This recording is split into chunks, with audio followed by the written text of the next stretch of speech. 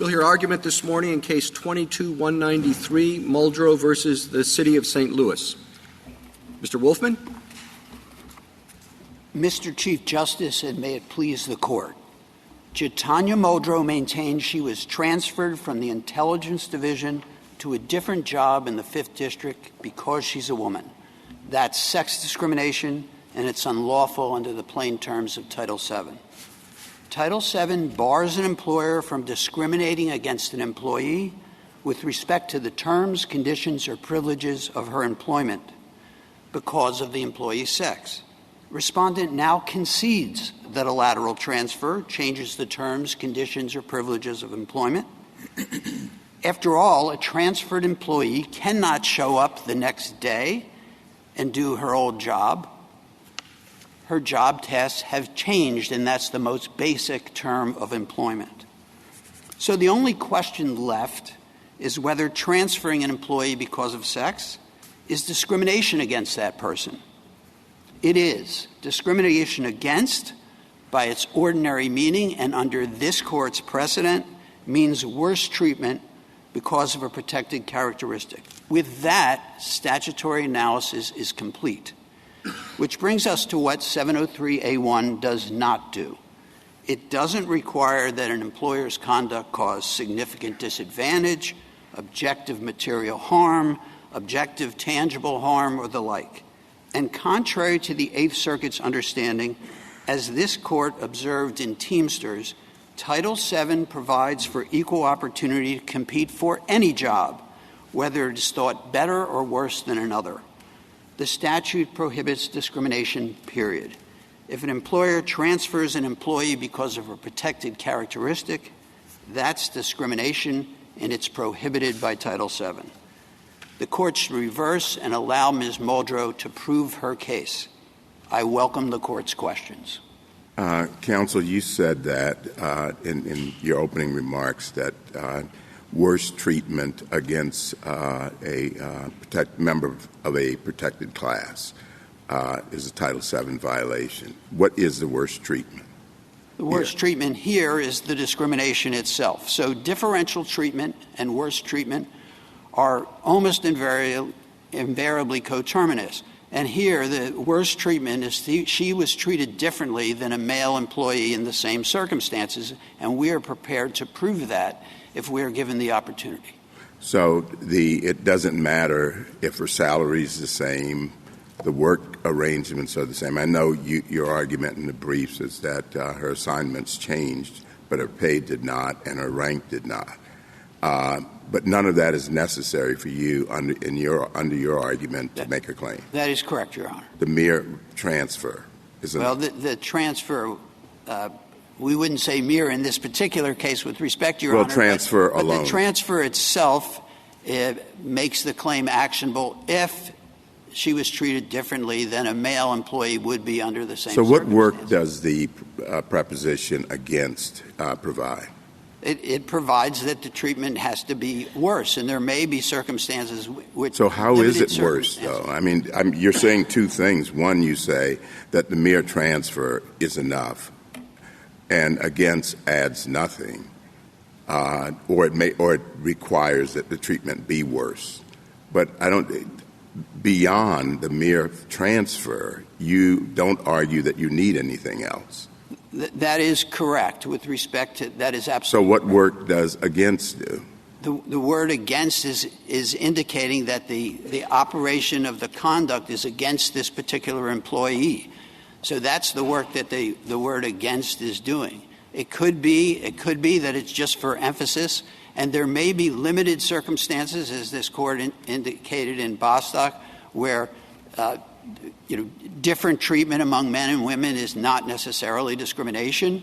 But by and large, when a male employee, if we're taking sex discrimination, is treated differently from a female employee in similar circumstances or would be treated differently, that's discrimination against, in this case, the female employee. You referred to Bostock. Go ahead. You referred to Bostock, and Bostock says the term discriminate against refers to distinctions or differences in treatment that injure protected individuals. So that formulation suggests that there are distinctions or differences in treatment that don't injure protected individuals. In other words, that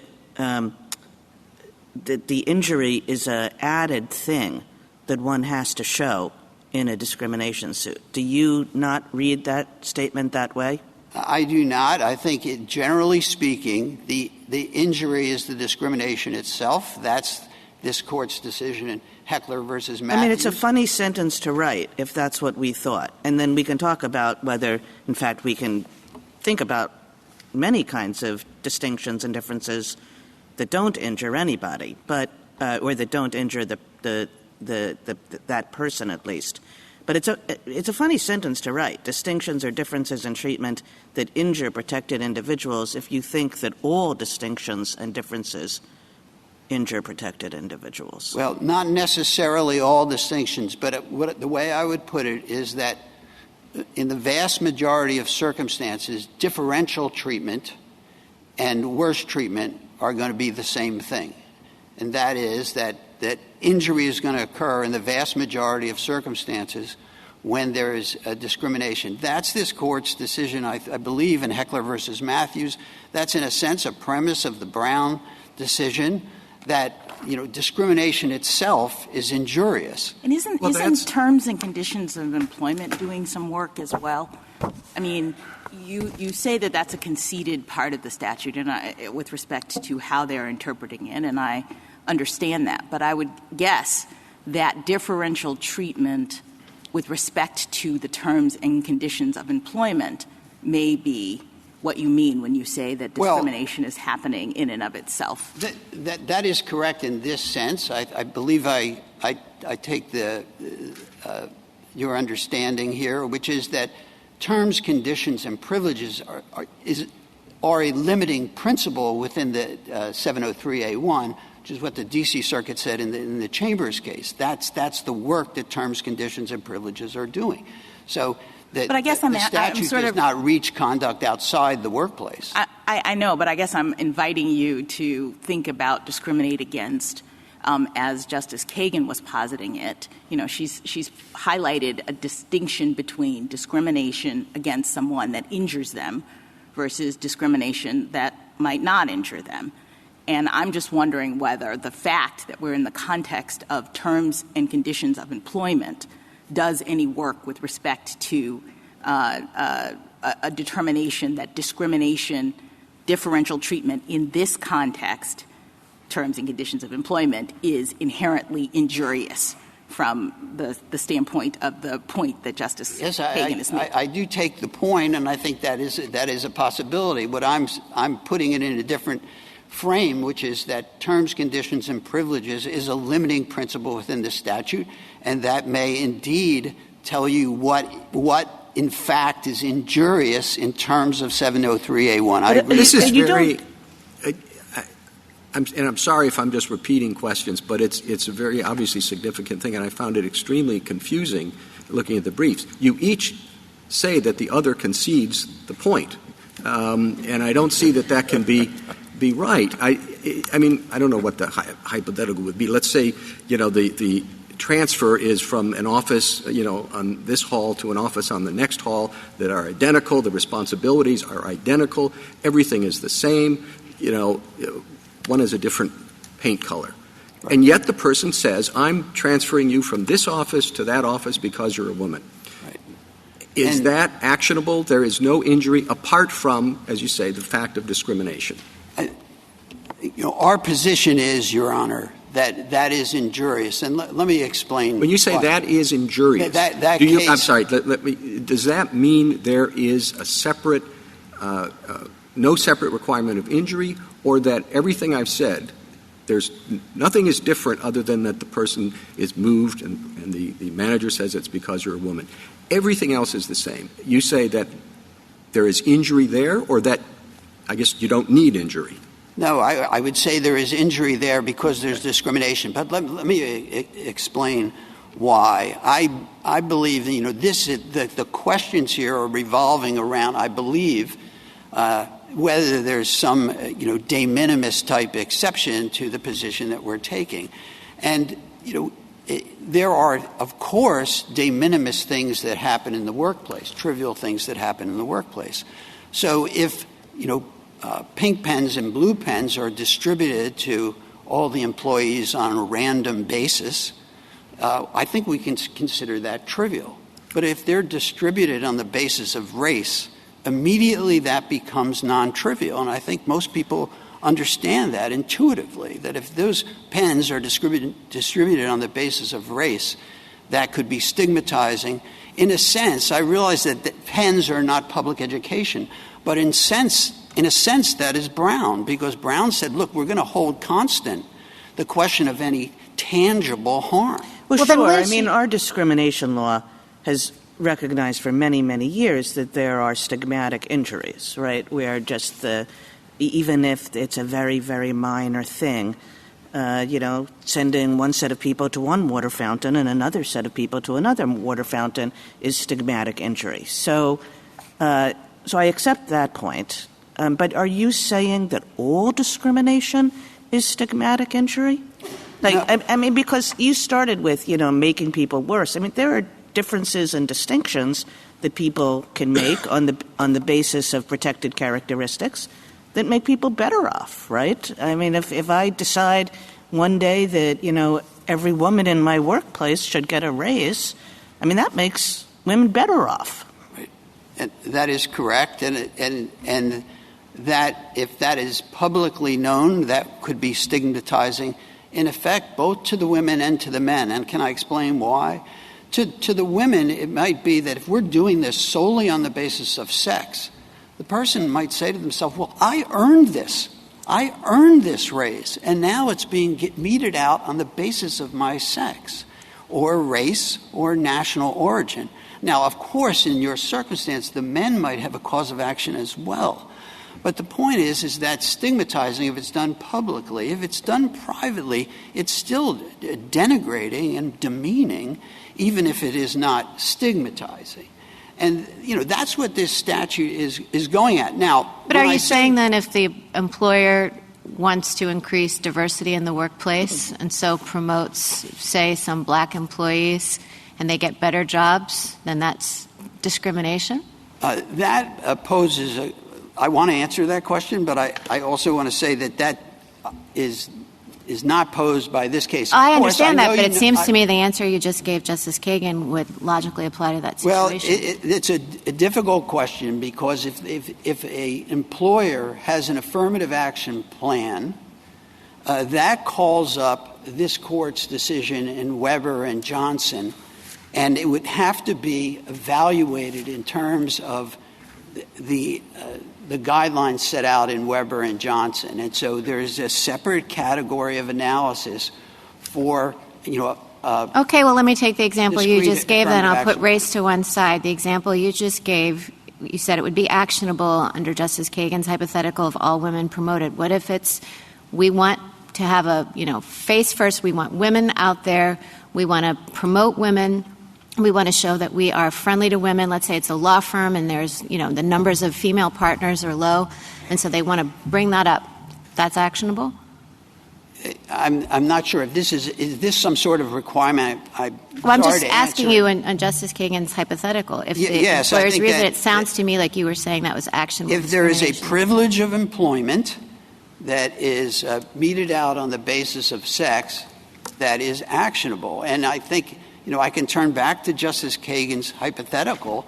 And again, if women are being given raises just because they're women, then that is actionable and also, as I say, potentially stigmatizing to the women. And if it's being given out not to the men, simply on the basis of race, of course, they have a claim as well. I don't think the problem that's presented by this case, and it's a difficult problem, is whether there are forms of disparate treatment that are benign. I would say that all disparate treatment based on race, sex, etc., is wrong. But I think the insight right or wrong, of the courts that have imposed something like a significant disadvantage requirement is that although disparate treatment based on one of these characteristics is wrong, there should be some sort of threshold before it gets into court. And that's where the de minimis idea comes from. But you say there shouldn't even be a de minimis exception. Well, that is our position, but I want to take your question in a couple stages, if I may. The first is a significant disadvantage rule, and the others that are similar, objective tangible harm, objective harm, and so forth, that you see in the circuits, have not been applied in anything like a de minimis way, and you see that as recited in our briefs, in the brief of the New York Legal Aid Society at pages 24 to 27 of the LDF brief. Well, I don't want to interrupt you, but the issue is whether there should be some kind of threshold, right, whether it's de minimis, whether it's significant disadvantage, whether some other terminology is appropriate, some sort of threshold that has to be cleared before the matter gets into court. I mean, the employee says, on Monday morning, my supervisor always asks my similarly situated coworker whether he or she had a good weekend, but the supervisor never says that to me. Is that actionable? That may not be a term, condition, or privilege of employment if this is not a requirement of the job. That may be separately, analyzed under the hostile work environment type. But I don't want to evade the question. And so, again, if our position is that you don't have to get to the de minimis question because discrimination itself gets over the de minimis hurdle. But I do want to go back to my first... Isn't your point that terms, conditions of employment could not cover certain things like what Justice Alito just mentioned? It would still be, if you're treating someone differently on the basis of race, that's discrimination. Then the separate question is it a term or condition of employment, and some, after-hours things or random things in the office that are more social than related to work are maybe not terms, conditions of employment. That's the analytical way to approach it. That is one way to go about it, Justice Kavanaugh, and that's why in my first line response to Justice Alito was that might not have been a requirement of the workplace. But then what is Go ahead, Chief. What is a requirement of the workplace? What is the definition of a condition of employment? Terms, conditions, and privileges of employment are any requirement or benefit imposed upon or withheld from or denied an employee. That's what a term, condition, or privilege of employment is. So if it's just a statement made in the workplace, I just don't think that is necessarily a term, condition, or privilege. They gave me an office with a view of the alley instead of an office with a view of a park. Your Is that Honor, a condition of employment? It is a condition of employment, and I must say, if that is meted out on the basis of race, all the employees of one race get a view of the alleyway, and another set of employees purely on the basis of race deliberately get a view of the city, a beautiful view of the city. That is discrimination under Title VII. Thank you. Thank you, counsel. If this is your position, I don't understand the bulk of your brief. The bulk of your brief talks about different locations, different facilities. She has to wear a uniform, different hours, no weekend, different access to, superiors. Under your theory, all of that is completely irrelevant. And as far as the terms and conditions of employment, that was not your argument in the brief. The argument in your brief was there's no requirement, and then you go on and list all these things that would count under normal circumstances, I would think, as adverse consequences. So why is all that in your brief if your argument is we don't need to show any of that? Your Honor, the reason that is in our brief is we were laying out the harm that these rules, like significant disadvantage, have done in the circuits. And this goes back to Justice Alito's question. Significant disadvantage, as this court itself said in Groff, is nothing like de minimis. Well, but just to be clear, if none of that was in your brief, your argument would be the same. No, as far as we know, ours were the same. She did not have to wear a uniform. Access to superiors would be, absolutely the same. Everything is the same except that is correct. Okay, so I should have skipped those pages. No, I don't think that is right. What we were attempting to do in our brief was to discuss the very things that have been coming up, the de minimis exception, coming up in all the lower court cases, and with the expectation that we would be asked these questions. But if the court narrowed the question to transfers, and if the court wishes to decide this case solely on the basis of transfers, my client is perfectly happy with that. So we limited the question to transfers, and you gave us arguments talking about terms and conditions and the various ways in which there was actual injury. That is correct. Okay. Justice Thomas? Justice Alito? There are a number of significant differences between the two positions here, no question about it. But just to give you a hypothetical that's different but is perhaps related. So suppose the only difference between the two positions is one's a desk job and one's a job on the street, okay? And a particular employee says, they transferred me from the desk job, which is safe and interesting to me, that's what I'm interested in, to the street job, which is more dangerous and not interesting to me. That would qualify, right? Absolutely. What if it was the opposite way around? This particular employee said, I don't want to sit at a desk all day.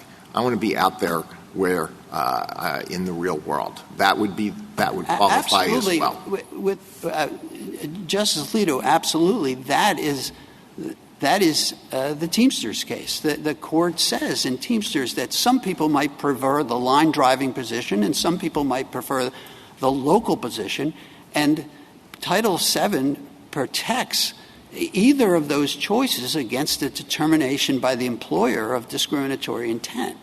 That is Teamsters. I mean, discrimination, I can't emphasize it too much, on any of these grounds is morally wrong. The question is whether it's the stuff of the district court case. And one more question.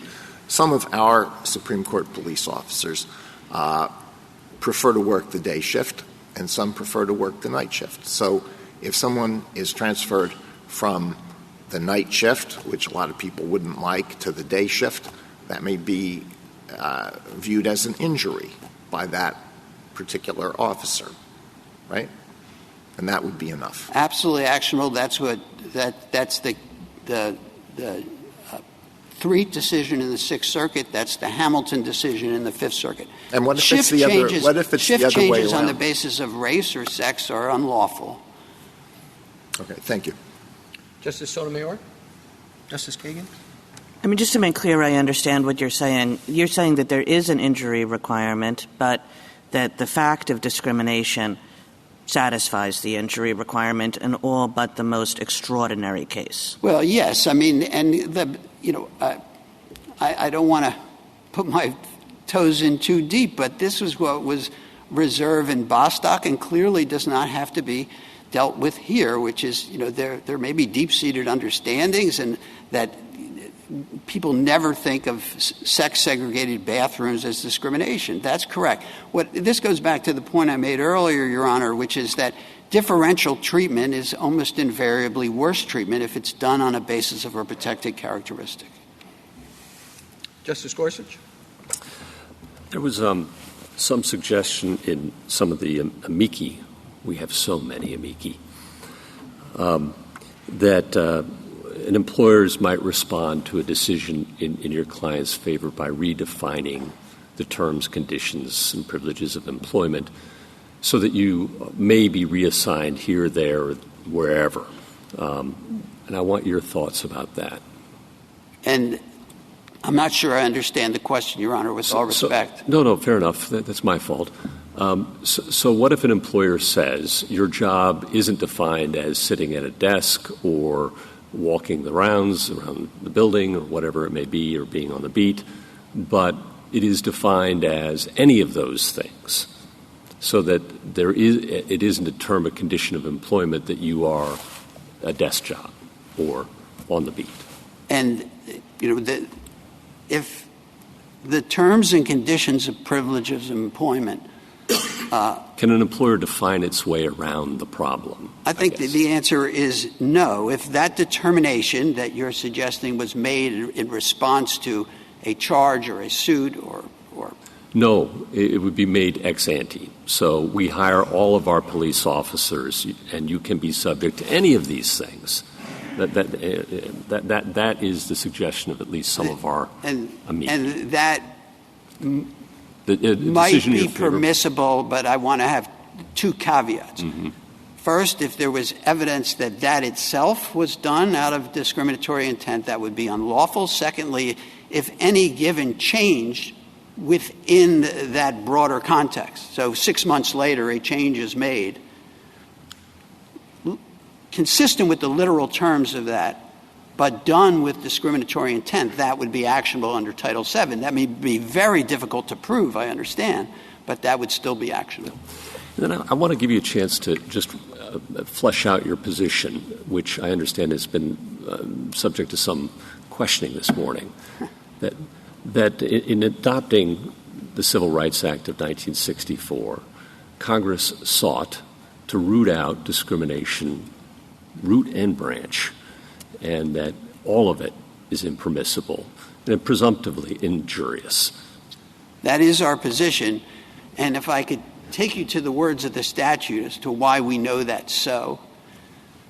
The statute prohibits discriminatory hiring and discharging.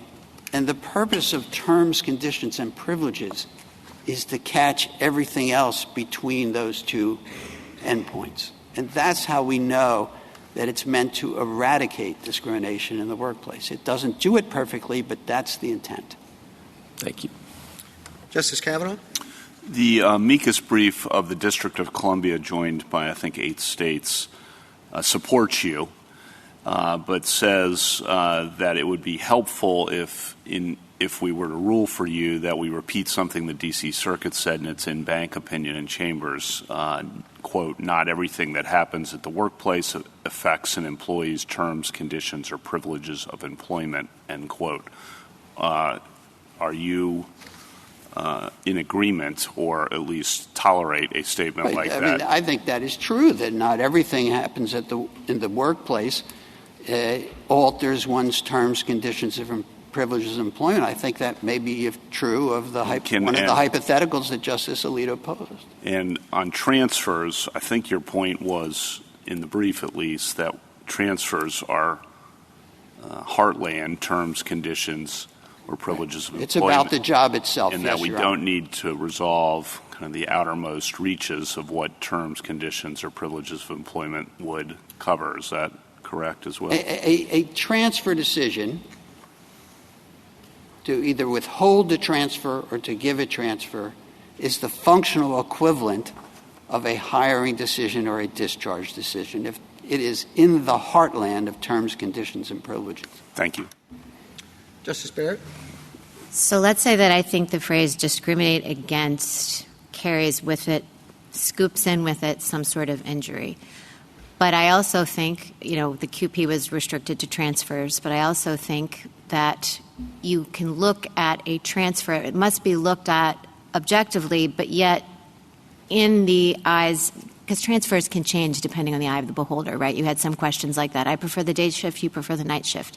But it has to be understanding all the facts and circumstances of, say, the young mother who wants the day shift so that her hours align with her children's hours or school, and the supervisor says, I don't really want to work with women and I'm on the day shift, so I'm putting you on the night shift. For her, understanding her facts and circumstances, an objective person in her situation would consider that injurious. I agree with that, but I do want to offer a caveat to that, which is, so I certainly agree that a person in those circumstances is likely to view that as injurious. But you're suggesting there would be some sort of test that sort of marries subjective and objective, sort of objective but looking at it from the circumstances of the particular individual. And that worries me for two reasons. First, the statute doesn't train on that. The statute only asks questions about the employer's conduct. Well, I don't think it is. Let's see. I'm sorry to interrupt you, but I don't think the premise of your response is quite capturing what I think. I don't see it as a blending of objective and subjective, because we do that all the time, like, say, in torts. It's the reasonable man. I mean, so we're trying to avoid the eggshell Title VII plaintiff, right? We're saying a reasonable person in the circumstance of the plaintiff would experience this as an injury. And I don't think that's a subjective inquiry. It's putting an objective inquiry, but just familiar with the facts and circumstances. Okay, I accept that it's objective under your description of it, but I think that is not what the words of the statute call for. The statute asks three questions about the employer's conduct. Is it a term or condition? Is it with respect to a protected characteristic? And did the employer act with discriminatory intent? That's what the statute calls for. And my concern is also a practical one. I started reciting the pages of our brief and the amicus briefs. You see case after case after case under these so-called objective standards, the one that used to exist in the D.C. Circuit, the one that exists in the Eighth Circuit, where things wildly different than what anyone would view as de minimis are being thrown out of court. And I'll end with this, which is that the Fifth Circuit, in its recent en banc decision, 14 members of the court said these doctrines are thwarting legitimate claims of workplace bias. Thank you. Justice Jackson? So I guess I'm really confused and a little bit worried about your concession to Justice Kagan that there is some sort of injury requirement here.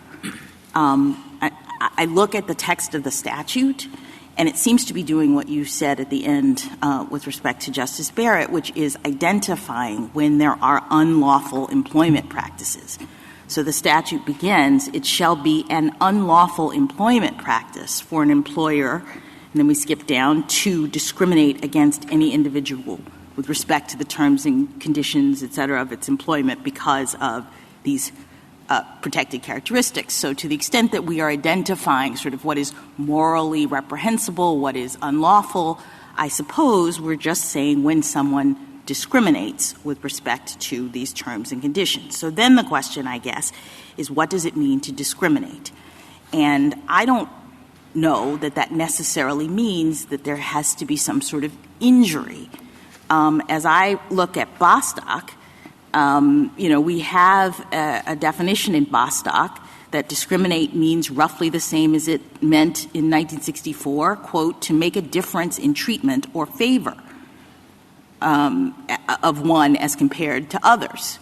Right. That doesn't necessarily mean injury, and I am thinking of a scenario in which a person is fired or not hired or transferred because of their race, and it's not injurious. Let's say it's the best thing that ever happened to them because it was a terrible job, and they're fired, and, they go on to do great things in another area, and the defendant is going to say that. You weren't injured by my discriminatory firing.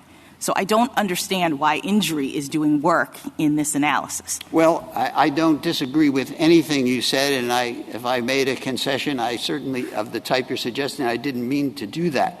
What I am saying is that if there's an injury requirement, and there is some injury requirement to get over Article 3, the injury is the discrimination itself. Right, but I'm sorry, can we just clarify, because to the extent you're talking about that injury, you're talking about standing injury, right? Well, I'm talking about discrimination being an injury unto itself in all but the most unusual cases. That was my back and forth with But that's Justice just when it happens. I mean, Congress is just saying if discrimination happens, we have an unlawful thing. And so then the question is, what does it mean to discriminate? I thought we said in Bostock to treat someone differently because of this characteristic. Whether or not the person can go on to establish or has to establish that they were actually injured by that, I'm worried, and I thought that's what the issue was in this case. Do we have a separate element that a person who has been treated differently on the basis of race or sex or whatever has to also prove that that differential treatment injured them? What I would say is that they have to prove no injury other than the discrimination itself. There's no heightened harm requirement. All right, and let me just ask you one last requirement. question about that. To the extent that we're worried that people who have not suffered any actual concrete harm as a result of this discrimination are bringing these lawsuits, I'm wondering whether or not that's not taken care of in damages. Because at the end of the day, you bring your lawsuit, and if you've been transferred to exactly the same position, you say that to a jury, and they say, fine, you might have been discriminated against, but your damages are zero because you haven't shown any harm for which you need to be compensated.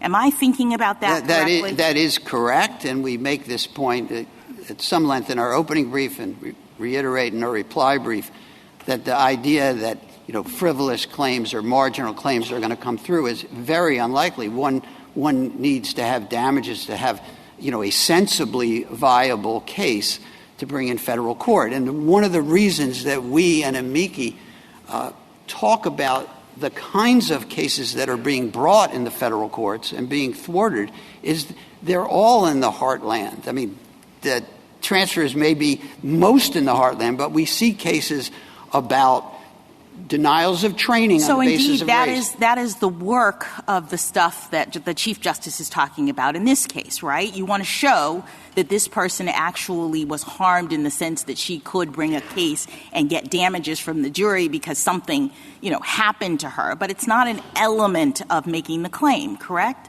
Absolutely correct. Thank you. Thank you, counsel.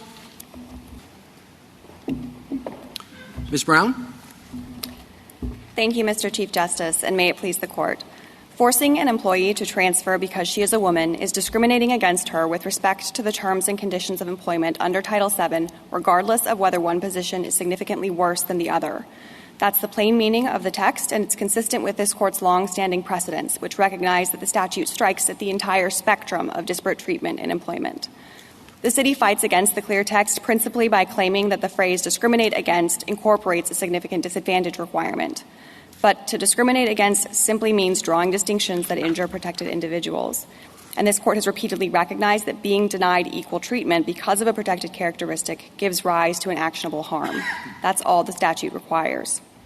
The city's contrary reading would permit employers to designate a predominantly Hispanic store, as in the Seventh Circuit's AutoZone decision, to give only men their shift preferences, to pay black employees $1 less, or to relegate Muslim employees to the back of a store.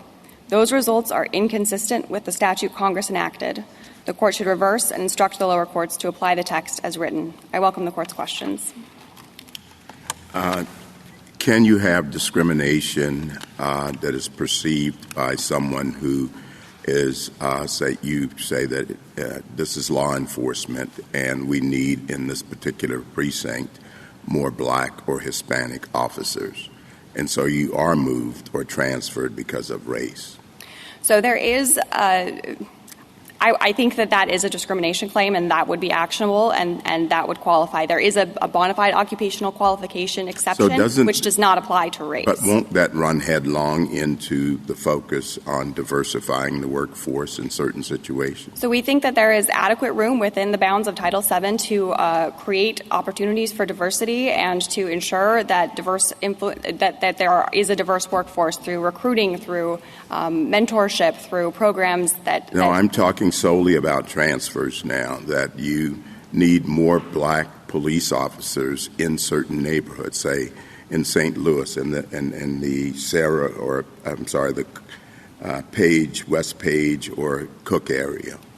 So, no, I don't think that you can make a transfer on the basis of race, and I think that's the clear text of the statute, and that's what it requires. Congress has this bona fide occupational qualification standard for if there is a business necessity, but Congress expressly did not include race in that context. So Congress made the judgment that there is no situation in which it's permitted or there is a business necessity or Congress thinks that could be justified within the context of race. So simply making the selection or the transfer based on race or sex in and of itself becomes actionable.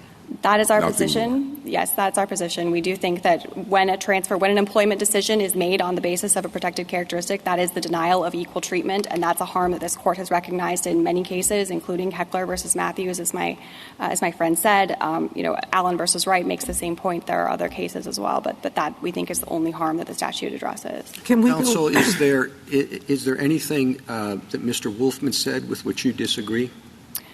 So I think that he, in a colloquy with Justice Gorsuch, he was talking about whether someone could change the definition of the conditions of employment or the way the work or your job was defined.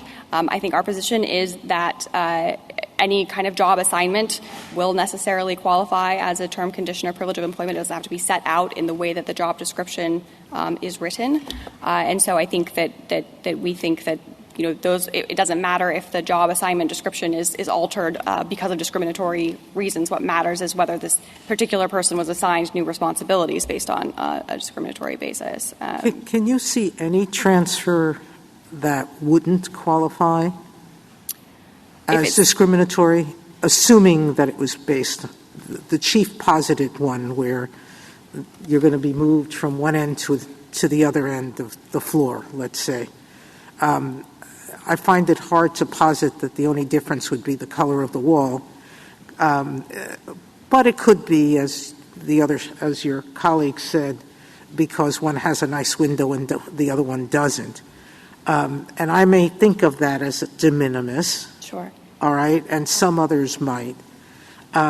So can you think of how we approach those situations, the situations that intuit not this significant disadvantage one, because I have a very hard time understanding how courts are thinking that switching somebody from a day to a night job or a Monday through Friday job to a rotating week-long job where you're not getting any weekends off anymore is not a significant disadvantage. But we'll put aside the facts of this case. Sure. How do we look at those sorts of things? So I think that by definition, if you are transferring somebody, if you're changing their office location, if you are altering their shift or anything like that on the basis of a protected characteristic, that is inherently harmful. That is discrimination against them in the terms, conditions, and privileges of employment, and I think that is actionable. I understand that there might be cases where the specific employment action itself seems minor. I think that those cases are perhaps a lot less likely to be brought, in part because of the damages concerns that Justice Jackson was pointing to. I think also in those cases it's going to be harder for, as an evidentiary matter often, for the employee to put forth sufficient evidence to show that there is a plausible inference that the office assignment was made based on a protected characteristic, and so that is going to help get rid of a lot of these kinds of claims on that basis as well. But what we think the inquiry should be focused on, and what the statute certainly focuses the inquiry on, is whether there is intentional discrimination, not on whether the particular employment action, so long as it fits within terms, conditions, and privileges, is of a sufficient degree to be actionable. But some so things... just to clarify your position, just so I understand it, even in your opening, you did use words like injury or harm or worse off. I'm not exactly sure which ones you used, but those sorts of words, and we've used those sorts of words in many of our opinions. But what you're saying is that those words do not have sort of any independent consequence, that once you can show the discrimination, you've shown the injury, you've shown the harm, you've shown the being worse off, that there's no extra thing. Am I reading you right? Yes. Again, in almost every situation, of course, we do recognize that there are some kind of distinctions that don't give rise, that they're generally viewed as innocuous, and so I would set those aside. But in the mine run case, when you are treating somebody differently based on a protected characteristic, that is the injury. And what are you setting aside? Bathrooms, there are some kinds of dress codes that, are generally viewed as equal, but they recognize that men and women wear different clothes, things like that.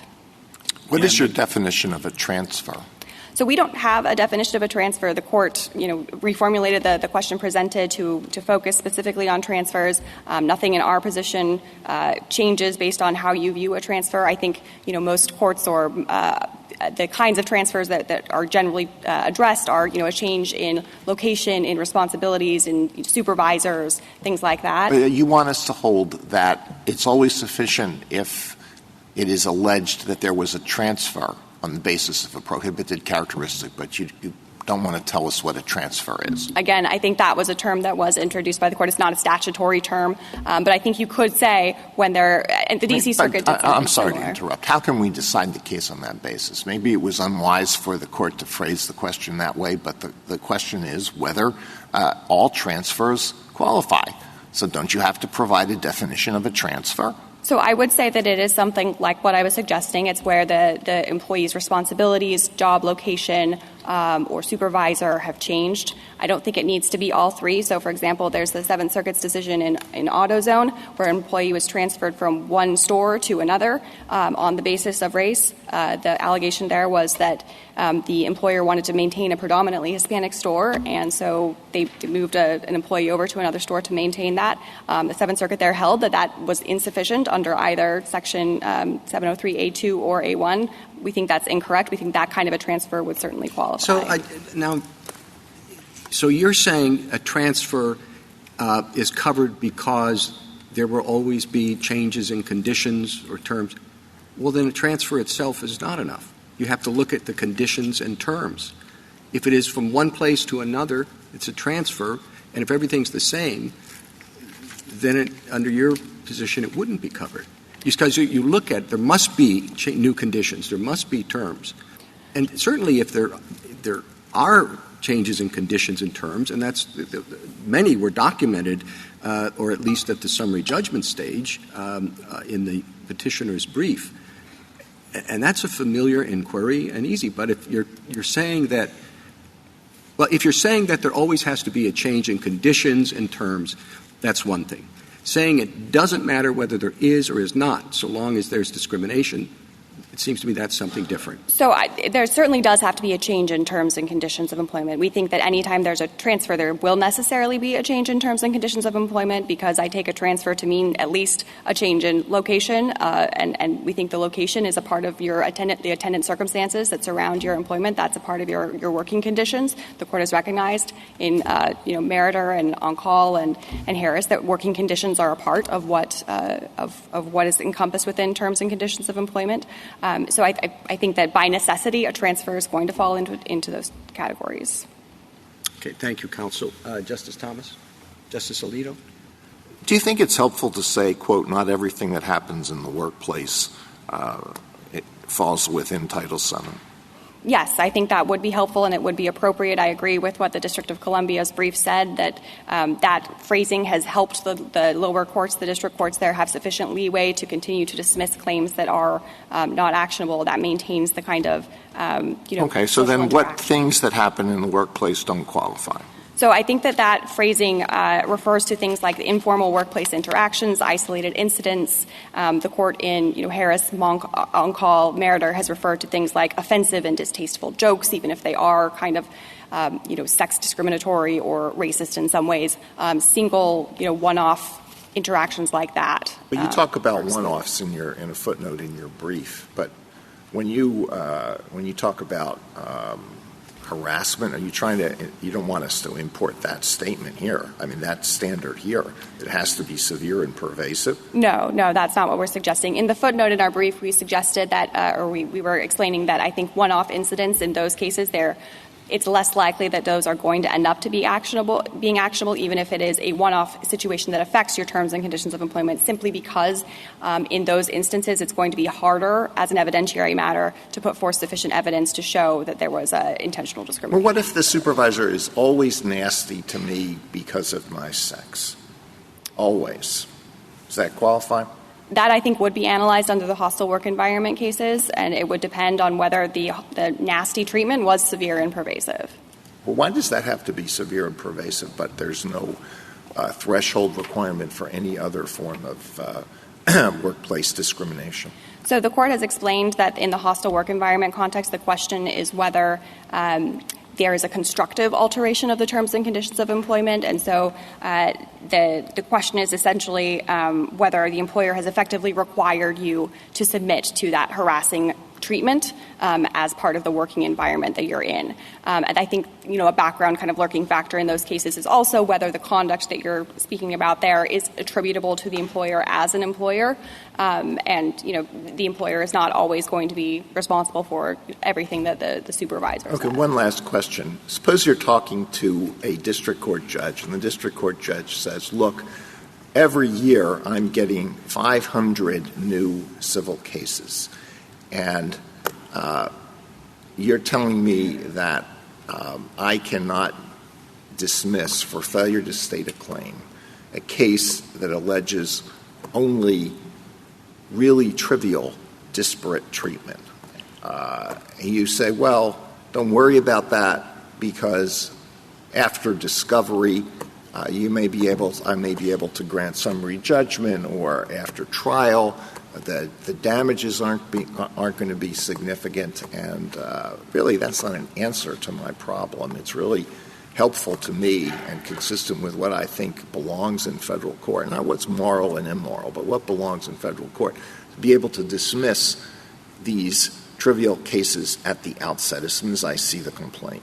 What do you say to that, Judge? So even after Chambers in the D.C. Circuit, there have been cases that have been able to be dismissed on a motion to dismiss when there are conclusory allegations, when the facts pled still do not give rise to an inference of discrimination.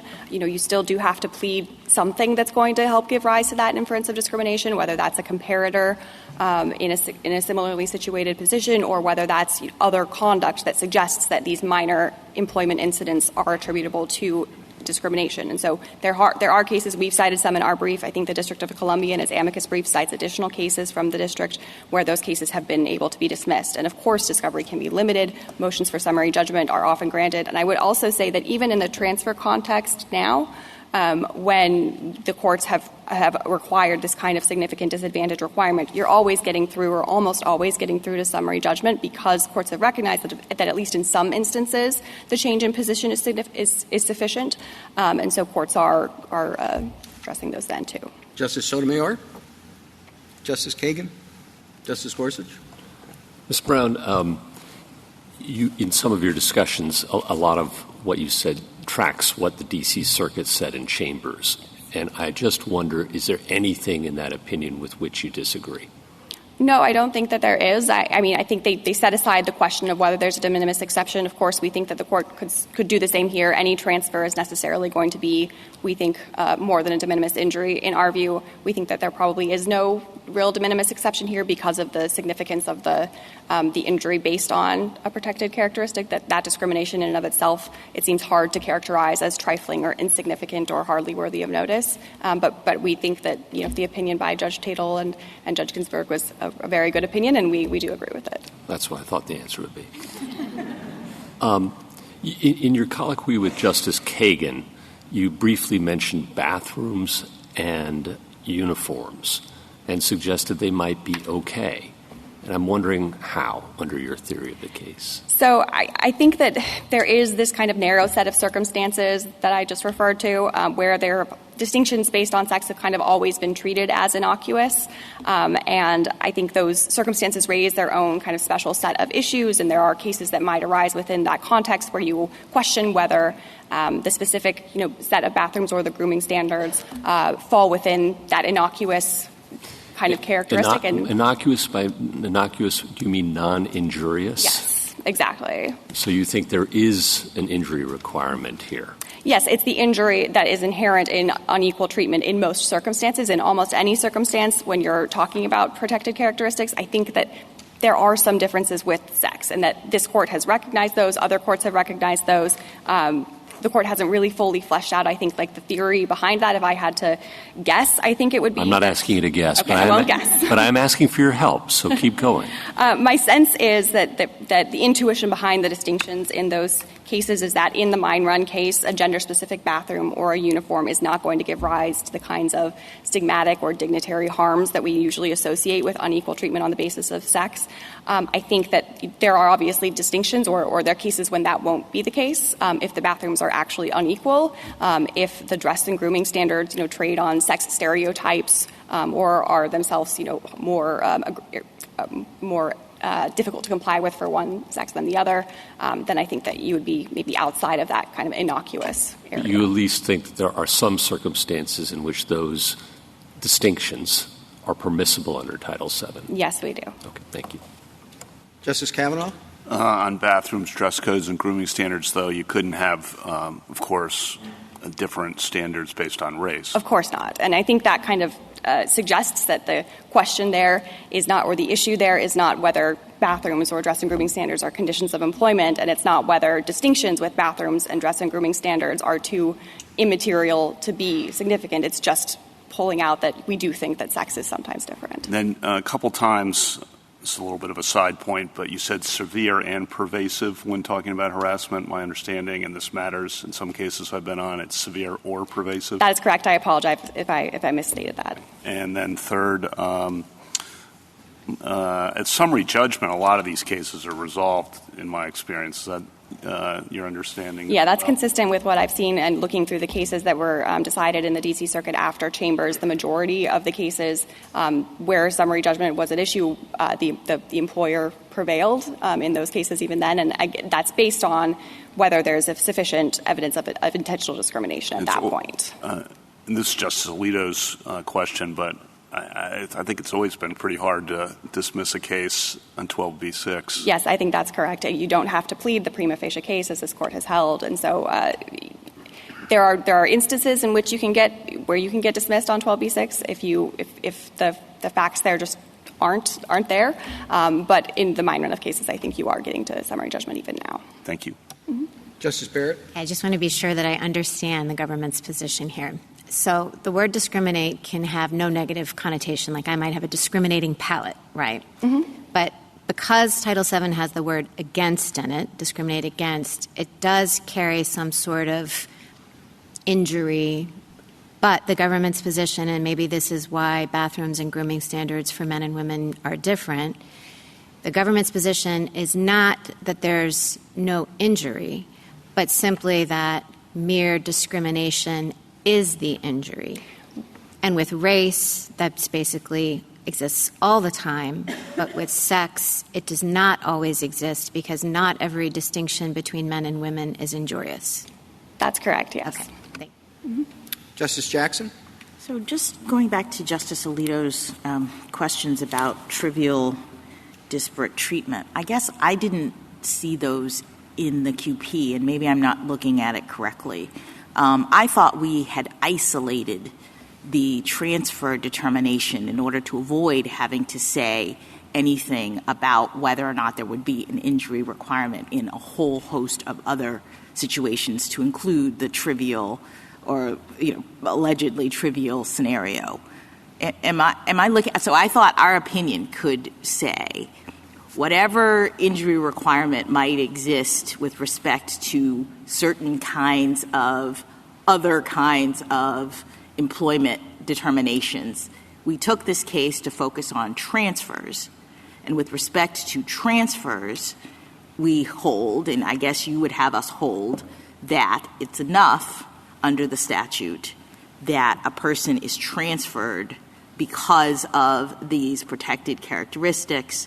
They do not have to separately prove that transfer because of the protected characteristics injured them or significantly injured them or whatever the Court of Appeals held here about the degree of injury. That's correct, and we have a footnote in our brief there as well that kind of sets aside these cases and says, the respondent here, the city here has brought up a host of hypotheticals, and of course the court has narrowed the question presented and doesn't need to address any of those. I took some of Justice Alito's questions to be about whether a transfer could in some situations seem relatively minor if you think that a transfer would incorporate, a move from one office to another. All right, so let's take Justice Sotomayor had that scenario as well. Let's take that. You have the office, and one is red and one is blue. They're otherwise identical, and the boss says, I think women should be in red offices. So I'm sorry, I know you picked the blue office as we went through, but I'm requiring that you sit in the red office because you're a woman. Is it the government's position that the woman would have to, in that scenario, not only prove that she was selected for this treatment because she was a woman, but also that working in a red office significantly injured her? No, our position is that the discrimination based on a protected characteristic is sufficient to show the harm that's required under the statute. Thank you. Thank you, counsel. Mr. Loeb? Thank you. Mr. Chief Justice, and may it please the Court. The language used in the statute doesn't say discriminate between or discriminate with respect to. It says discriminate against. And that language, as used in Title VII, requires not just differential treatment, but differences that injure the employee, specifically significant material objective harm. And reading Section 703A1 to require harm is nothing new. For example, more than 25 years ago in Ancale, this Court held that a plaintiff needs to show both that they were subject to disadvantageous conditions, their harassing conditions, and that those adverse conditions were imposed based on a protected status. And this Court went on to say the severity and the negative impact of the conditions must be looked at through an objective lens, not based on personal sensitivities, not based on personal preferences. That approach is fully consistent with that of the Eighth Circuit here and consistent with the approach adopted by pretty much all the circuits for the last at least 25 years. And reading discriminate against as requiring material objective harm is fully consistent with how this Court read that very same language in Section 704A in Burlington Northern as that Court looked to 703A1 precedent and the language of 703A1. Moreover, reading discriminate against as requiring significant material harm is a piece with the specific examples provided in the statute. Congress gave the initial examples of refusal to hire, firing an employee. Those are quintessential acts that are harmful to the plaintiff. A contextual principle that has been embraced by this Court for a long time is that the Congress does not legislate as to trifles. So it's no surprise that this Court has consistently read Title VII not to speak to minor slights or personal preferences of the employee or job actions with no significant harm. As Justice Scalia emphasized in Ancale, and as this Court reiterated in Burlington Northern, Title VII is not a civility code. Here, the Eighth Circuit properly held that the personal preferences for one assignment over another within the St. Louis Police Force without more cannot support the harm requirement of Title VII, and this Court should affirm that judgment. I welcome your questions. You say there must be harm because of the addition of preposition against, discriminate against. But how do we quantify that harm? And if you are correct, or if you think it has to be a material harm, is there any difference between that and de minimis harm? Or is it one side of the same, different sides of the same coin? Yeah, the other side argues that it's unclear what the standard means. It makes arguments that it's not administrable. But the courts of appeals have been applying that standard for at least 30 years and have said that material harm means that there's something that is harming you as far as in the workforce, your responsibilities, your chances for advancement. It can be your hours of work. It can be significant different functions of the job. It's not a high bar. But there needs to be something more than mere personal preferences and subjective sensitivities of the particular employee. So it's a material objective harm. It's through the lens of an objective employee, not the frailties of a particular sensitive employee. Can I ask Why doesn't the Town Hall offices on both sides, the employer says, I want the women on the east offices, I want the men on the west, everything else is identical. Why isn't that a sufficient harm in the same way any type of segregation on the basis of race or gender is itself harmful? You're not really sure what the consequences will be in terms of perception or anything else, but it seems to be a certain violation of the statute. Yeah, I think once you add into your hypothetical the overt discrimination, Then you get into the hypothetical like Justice Kagan's water fountain example, where by protected status you're going to allow one group and not another, and it could be an office. And then you would look at it, as Judge Katz has said in his dissent in the Chambers case. You'd look through the lens of the harassment, hostile workforce cases as to whether that statement by the employee that women, saying that they need to use one bathroom or other, that doesn't create stigma. But saying, I want all women to be over here and I want all men over there, in certain circumstances, can be stigmatizing. For example, one of the hypotheticals, I'm going to give one protected status group just views of the alley, and I'm going to give others not right, the now, views of the now alley. you were having the same difficulty the other way as we had, or at least I had before. I'm just asking about no discernible harm, and your answer is, well, there's a view of the alley, there's a view of this. No. I mean, am I going to have the same problem with you, only from the different perspective? Because, you seem to be answering questions in which there's no harm apart from discrimination by saying, oh, there is harm. Now, if the harm is the discrimination itself, that's one thing. Do you think that situation could arise? No, their argument conflates the intent and the harm requirement. You don't just satisfy the harm requirement by saying, but I think it was done to me because of my protected status. What I'm suggesting is there are some cases where what the employee is saying something overtly is, as Justice Thomas said in last term, that if you have a stigmatizing segregation in the workforce, it's inherently going to be injurious. So it's the stigma in certain circumstances which are based on the statements being made by the employer. What if it's not an overt, though? So it's proved that that's what's happened, but it was never said. So the discrimination, after you go through discovery, is proved. This is what has happened. The women have to work in one place, the men in another, or the black employees are assigned to different offices. It's never said, though, so you can't just funnel it into harassment. Under your theory, that's fine. Under our theory, it is the statement being made by the employer which is stigmatizing. You're saying that I think it's based on my... Exactly, but if you have a policy just never stated of I'm assigning the black employees to work outside in the heat, as one of the cases right. you were... Yeah? We think but it's never said, so you can't just funnel it into harassment. Well, you would be like, that's fine, that's good to go. First of all, in that Fifth Circuit case, in that example, that would be certainly a disadvantageous term of condition of employment. So we don't have any disagreement with that. But that's why I think it's not a sufficient answer to just say harassment will cover this. Because it won't cover it in the cases where it's not a stated policy, but it is nonetheless a policy. Congress addressed that kind of categorical. I'm going to categorize one protected group that they get to do certain things, and another protected group doesn't get to do certain things under A2 of the statute, which talks about classification, which talks about categories, talks about job opportunities. I don't think A1 should be broken open and the harm requirement completely wiped out. Wait, isn't A1 about the intentional discrimination?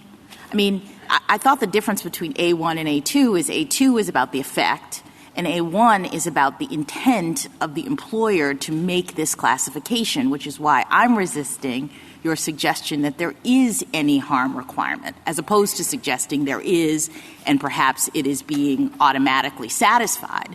I'm sort of resisting that A1 is asking anybody about whether or not the discrimination in this situation is causing someone's harm. So can you do my hypothetical about women in red offices and men in blue offices? The offices are otherwise identical, but we have a policy, whether orally stated or written or whatever, that women are in red offices. So if there was a woman who said, I, for whatever reason, that's the policy. Women in red, men in blue. All right? Are you saying that in order to bring an actionable discrimination claim, a woman would have to say, I'm harmed by having worked in a red office, and then it would have to be sort of material and objective and all of the other things that you bring in to your harm standard? I would agree with that we'd say that they're not harmed unless they could show that the The statement, the policy, is stigmatizing them, saying... No, I understand. But that assumes there's a harm requirement. You're sort of speaking to how you would go about establishing the harm requirement, and I'm trying to determine whether there is such a thing. So you're saying, in a situation like the one I posited, if that there is another element that the person has to show, and they have to show not just my boss said you're a woman, you're in the red office, no matter what. That's not enough. I would have to somehow marshal evidence that I'm being harmed by being put in the red office because of my gender. Is that what you're saying? That's correct. And I think that's actually fairly consistent with the position being taken by the other side here. That's how they get around the bathroom cases. They say, well, yeah, that's a distinction. You're not being allowed in that bathroom, but you're allowed in that bathroom. Well, Mr. Loeb, I think that's not quite fair. I mean, the bathroom/grooming cases, which first apply only in the cases of gender, but they're a really kind of discrete category. And the position that this side of the podium is taking is both simple and easy to understand in terms of Title VII's language, which is just to say that if there's discrimination, that counts as a harm. The discrimination is the harm, save for these very few exceptional cases. Now, what you are saying is, no, there has to be an additional showing of harm.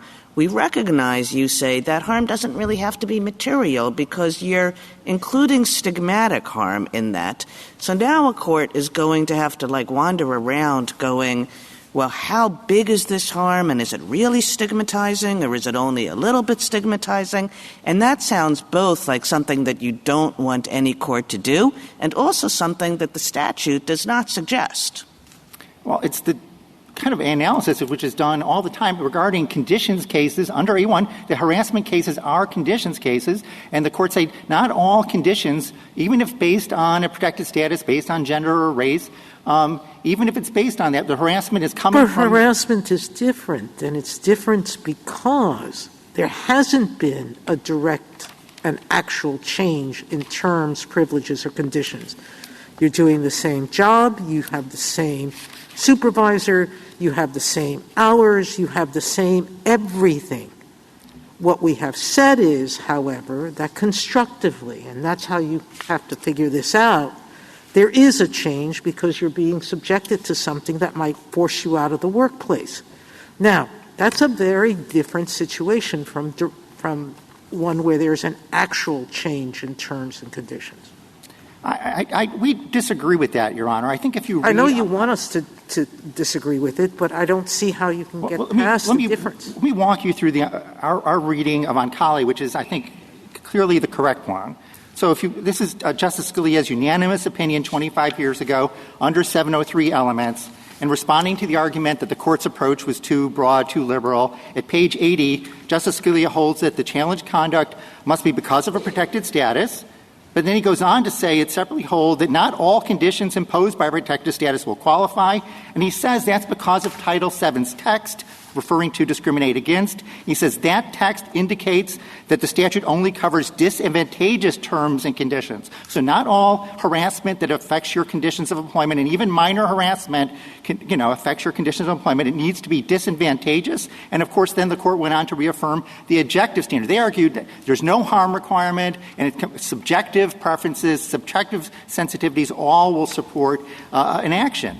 And that's not only contrary to Oncali, it's directly contrary to how this court read the very same language discriminated against in Burlington Northern, examining the Section 703 precedent and saying you need material objective harm. Same language in the same statute passed by the same Congress needs to be read the same way. Suppose there are two women associates in a law firm, and one says that the partner to whom I'm assigned is always nasty to me, invariably nasty to me, all the time, never friendly, always critical, making my life miserable by being nasty to me. And the other one says that they assigned me to an office with a view where I don't get the afternoon sun, and they assigned a similarly situated man to an office where they get is there a reason to treat those two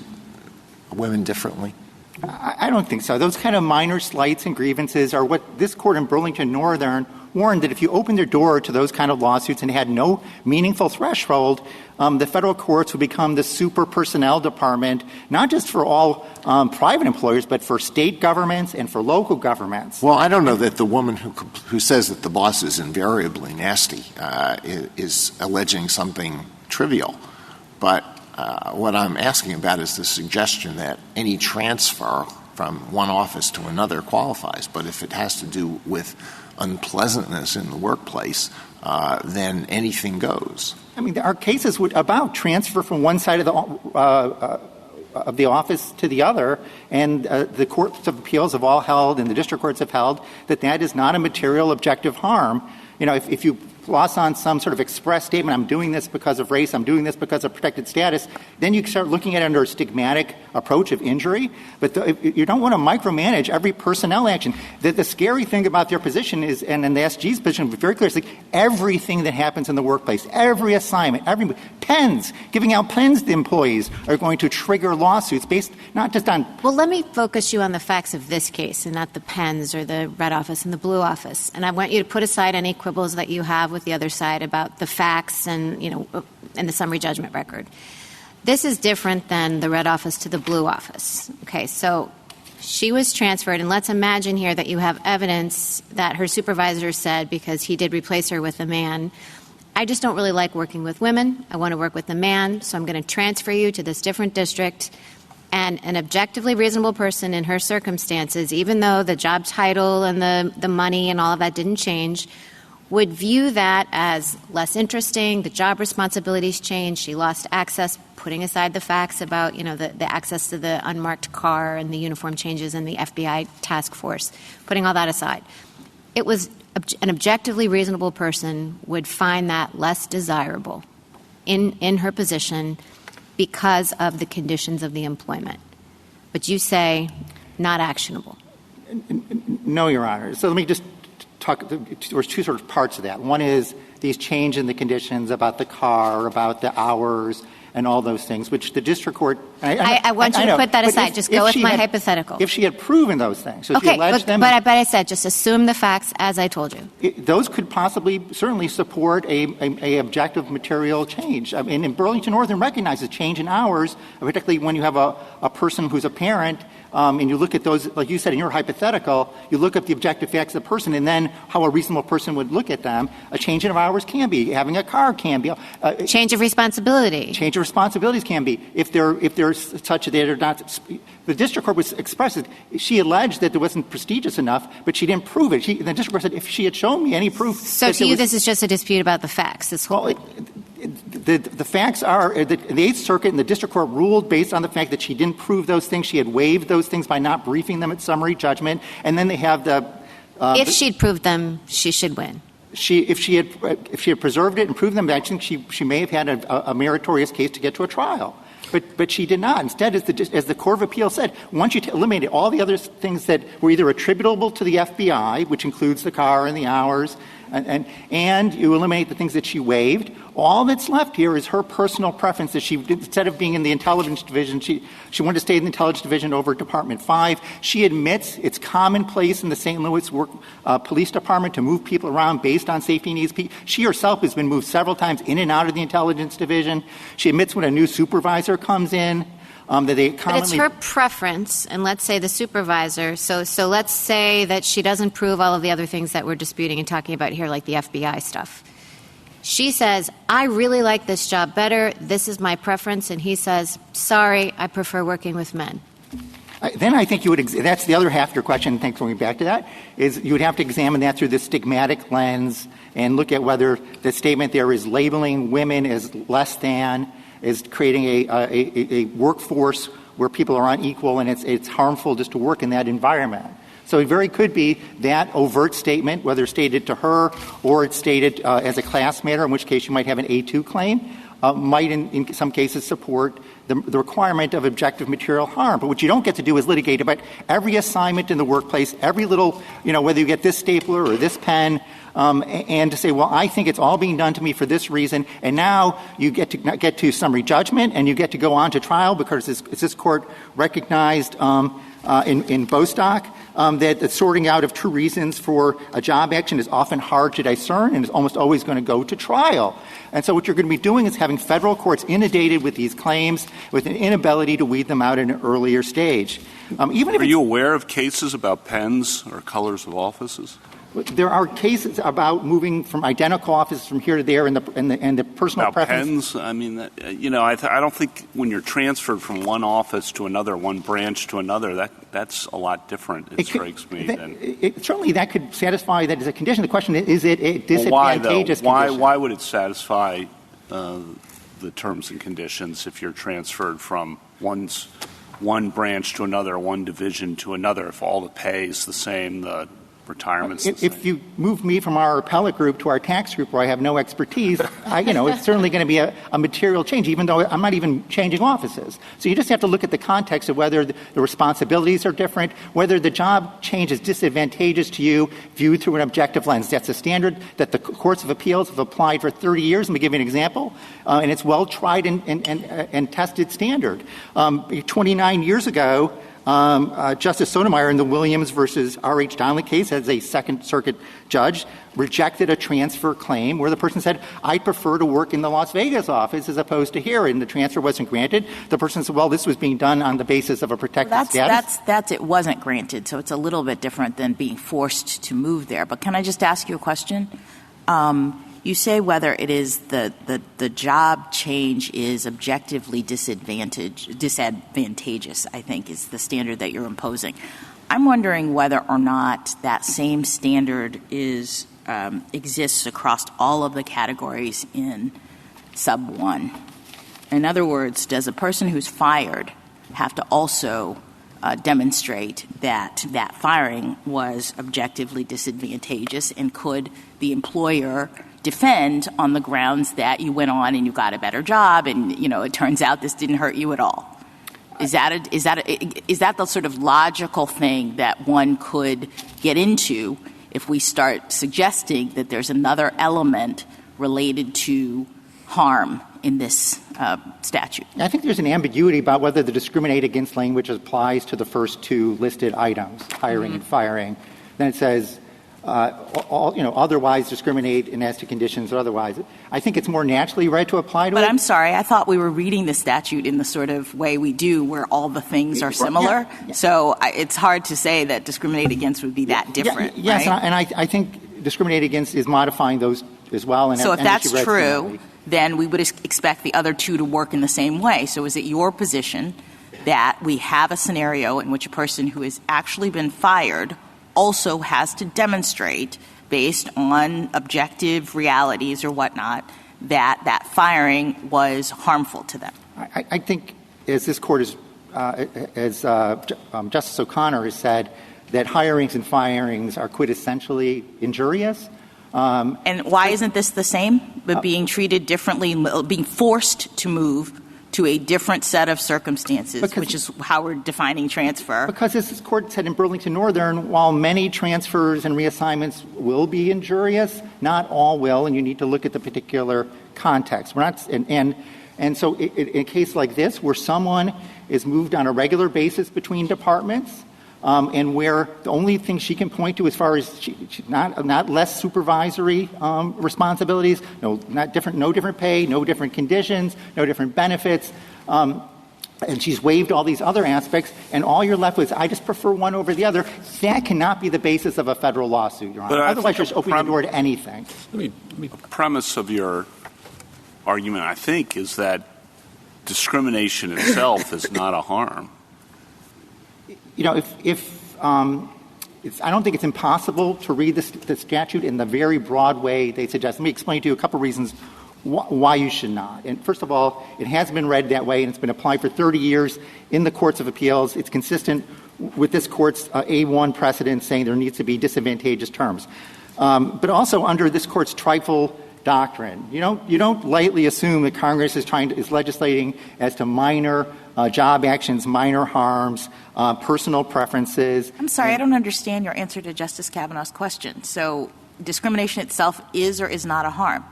It's not by itself a harm. There's two elements here. There's an element of disadvantageous terms, and harm. And often they will run together in some cases. It'll be easy to show the harm, but you just don't get to presume it. They say you just presume the harm in every case. Let me try it this way. Mr. Lowe, good to see you.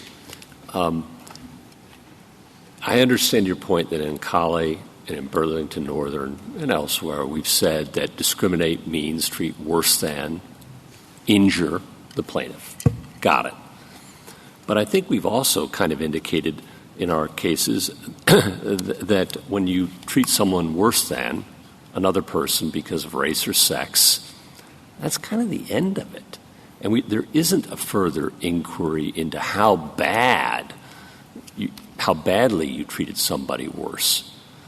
A minor treating worse on the basis of sex or race is something Congress in 1964, in a very short and sweet statute, 28 pages long, but profound, said that the law will no longer tolerate.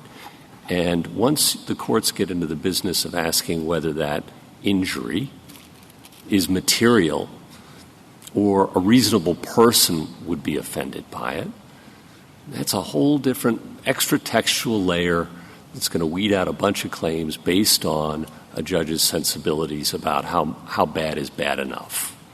Thoughts? I just strongly disagree with that. As Justice Scalia said, the language in the statute, the text itself, this is a textual argument. It says discriminate against. That requires that... I'm spotting you all of that, right? I'm spotting you all of that. Discriminating against means treating somebody worse. That implies an injury. But Congress could say that any time you treat somebody worse because of their race or their sex, you have a claim. I think that... And that layering on top of that, where do we get that in the statute, a material harm? Or an objective person or a reasonable person or whatever construct we come up with that's artificial, right, is going to weed out claims that Congress in 1964 thought profoundly important to include. Congress also, as this Court has recognized repeatedly, was trying to preserve management prerogatives and wasn't trying to open up the doors for every little action in the workplace to be brought. So it was a balanced approach.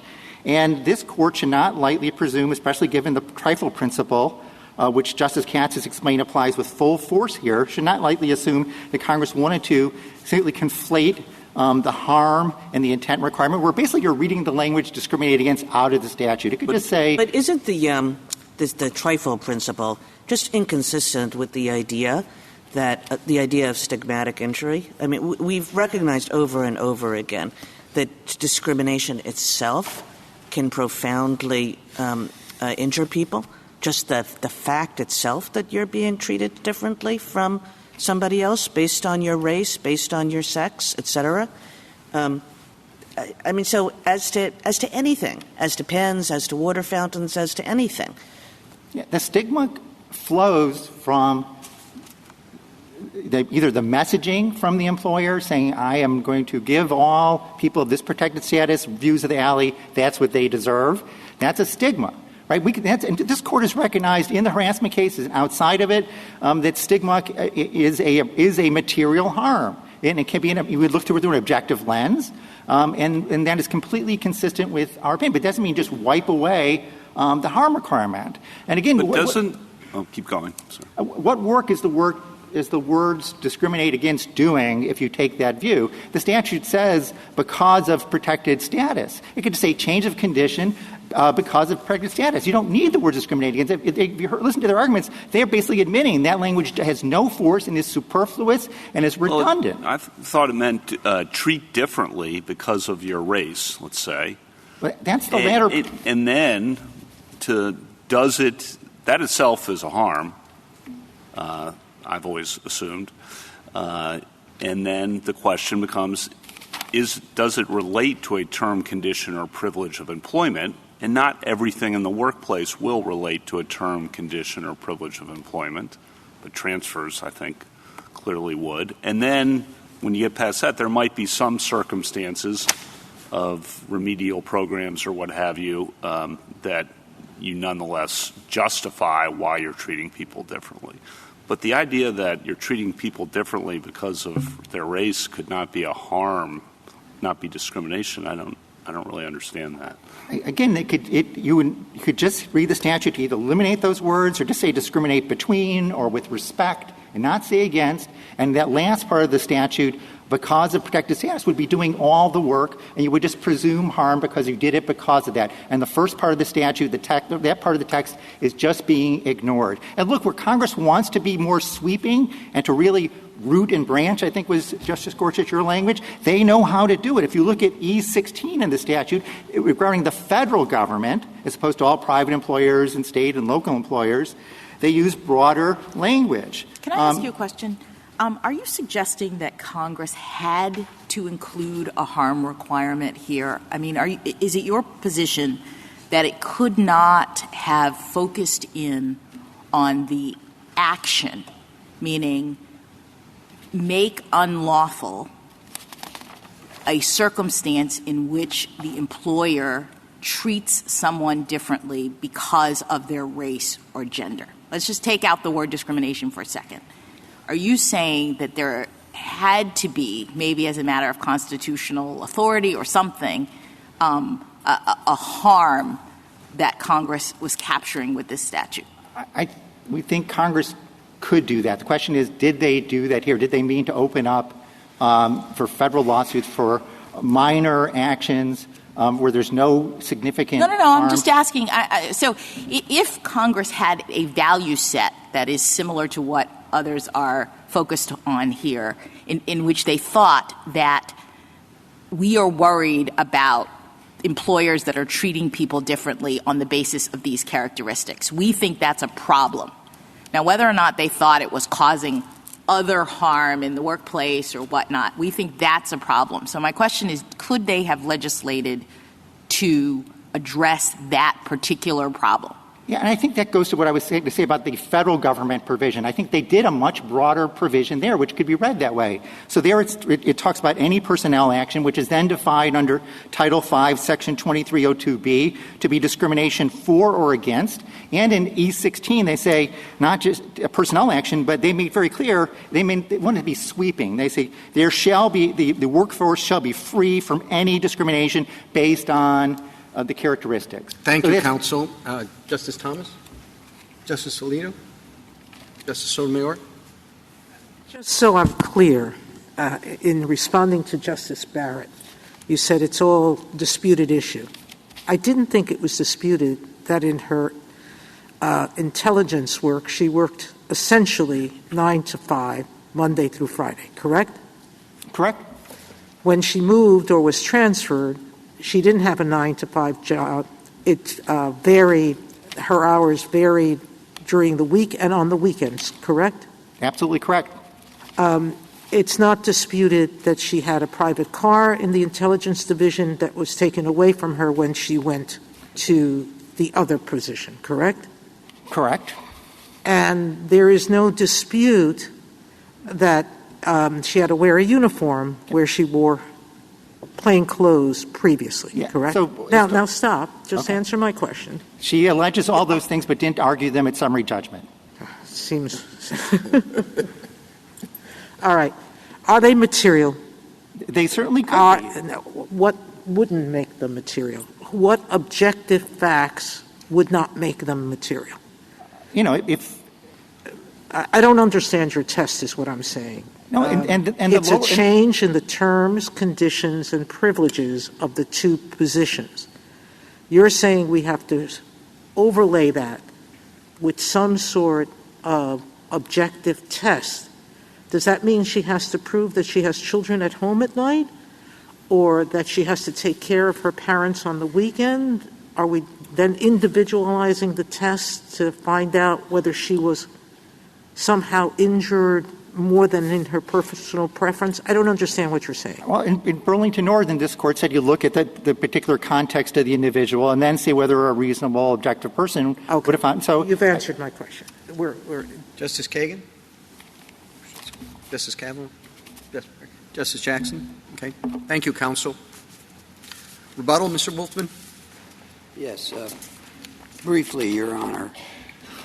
I want to pick up whether this discussion just left off, because I think Justice Sotomayor's question and some of the earlier questions on the topic of what one has to show under these material harm type, objective, tangible harm type standards have been encapsulated by the D.C. Circuit's opinion in Chambers, and I want to mention it. These cases, meaning these types of cases, asking the question whether something is harmful enough, have consumed enormous judicial resources seeking to answer a question far removed from the core Title VII inquiry, whether an employer has discriminated against an employee based on a protected characteristic. I would add to that, far removed is an understatement. The statute doesn't pose that question, and that's the problem. But the use of judicial resources is an important point. Opposing counsel has said the courts have been applying these standards for 30 years. Some of the lower courts have. True. And the results are stunning. AutoZone, mentioned by the Assistant Solicitor General, the Hamilton case, the Threet case, where there's a policy based on the color of the officer's skin, to quote Judge Sutton. I point the court to the amicus briefs that go through these cases in quite a good bit of detail. Just a few more points. As Justice Kavanaugh's question posed, if the policy is covert until discovery, then it doesn't impose a stigmatic harm. It imposes a purely dignitary harm. That, too, is actionable under Title VII. And it becomes stigmatic when it's uncloaked for all the world to see. But in either case, the policy violates the statute. The gender cases that we've been discussing, the exceptions, the outlier cases, do not help the city at all, because every time you flip the scenario to race, religion, or national origin, the city loses. That shows those are outliers. The city's position is a cross-cutting position, and it is wrong. Unless the court has further questions. Thank you, counsel. The case is submitted.